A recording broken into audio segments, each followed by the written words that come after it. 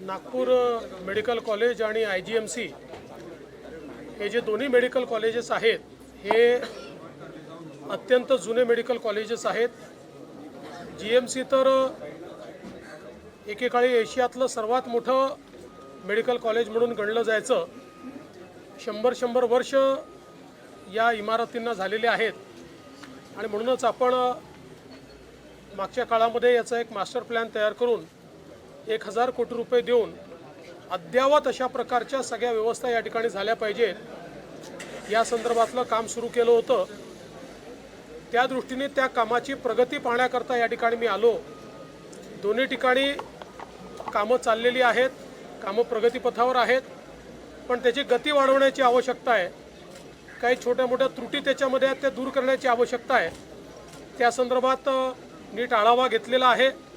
निधीची कुठेही कमतरता या ठिकाणी नाही किंवा पडणारही नाही, त्यामुळे वेळेत ही सगळी कामं आणि चांगल्या क्वालिटीची झाली पाहिजे। कुठेही क्वालिटीमध्ये कॉम्प्रोमाइज होऊ नये। ही दोन्ही जी शासकीय वैद्यकीय महाविद्यालय आणि इस्पितळं आहेत ही एखाद्या चांगल्या खाजगी रुग्णालयापेक्षा किंवा मेडिकल कॉलेजपेक्षा देखील चांगल्या दर्जाची आपल्याला बनवता आली पाहिजे, असा आमचा प्रयत्न आहे। त्या दृष्टीने आज हा सगळा आढावा घेतलेला आहे। काम चांगल्या प्रकारे चाललं आहे, पण त्याची गती वाढवण्याची आवश्यकता आहे। त्याच्या सूचना मी दिलेल्या आहेत आणि एप्रिलमध्ये पुन्हा मी या ठिकाणी व्हिजिट करणार आहे। महाविकास आघाडी तुटण्याच्या मार्गावर आहे, स्वतंत्र स्थानिक स्वराज्य संस्थांच्या निवडणुका लढणार असं डिक्लेअर केलेलं आहे। दोन पक्ष स्वबळावर लढणार सर।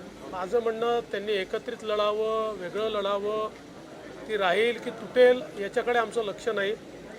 महाराष्ट्राला प्रगतीकडे नेण्याचा आमचा प्रयत्न आहे आणि पुढच्या सगळ्या निवडणुकांमध्ये जनतेचा आशीर्वाद आमच्या सोबत राहील। नीतीश राणे ने ऐसा कहा है कि EVM का मतलब है एवरी वोट अगेंस्ट मुल्ला। मी त्यांनी काय म्हटलं ऐकलं नाही, त्याच्यामुळे त्याच्यावर उन्होंने क्या बोला है ये मैंने सुना नहीं है, इसलिए उसके ऊपर मैं कोई प्रतिक्रिया नहीं दूंगा। देवेंद्र जी, काल आपण म्हणाले होते की उद्धव ठाकरे हे मित्र होते, आता राज ठाकरे मित्र आहे। यावर आज शिवसेनेची एक अधिकृत भूमिका आली की देवेंद्र फडणवीस नाही ठरवणार कोण कुठे जाणार भविष्यामध्ये, त्यांनी आमचा पक्ष तोडला आहे, ही कुठली आयडियोलॉजी? त्यांना त्यांचं मत त्यांनी व्यक्त केलं, मी माझं मत व्यक्त केलं।